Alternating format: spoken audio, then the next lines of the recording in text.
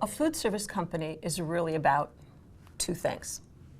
It's about the food, and it's about the people.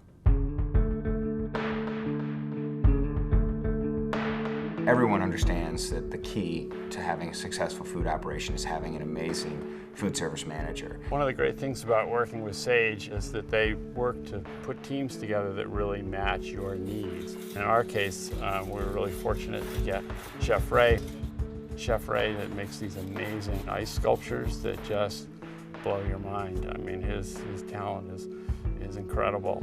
I do everything freestyle. I don't use stencils. I just do it by eye. Don't measure anything. Everyone's pretty charged up about the ice sculptures. Sage has been able to help find and bring to the school some really remarkable personnel. We were delighted to have Rob come on board. Yeah, he had been the executive chef at a very well-regarded restaurant in town here called the White Horse Tavern. I have a great bunch of people back there that they like to cook. Well, you got John, who made a bet with one of the kids last year that if the Bruins won the cup, he would do sushi every day for a month. And they won the cup. So the kid got sushi every day for a month.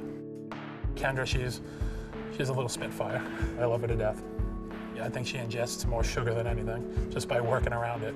In the fall, we have our big rivalry weekend against a school outside of Boston called Middlesex School. Their mascot is a zebra, and our mascot is a dragon. There's been a long tradition at the school of having a zebra cake. There used to be a sheet cake with a zebra drawn on it. The old cake, you kind of look like a badger. I don't want to be mean to anybody. It looked like an aardvark with stripes. The last couple of years, Kendra has tapped into her inner Michelangelo. Now this thing is actually 3D and a giant 250, 300-pound cake.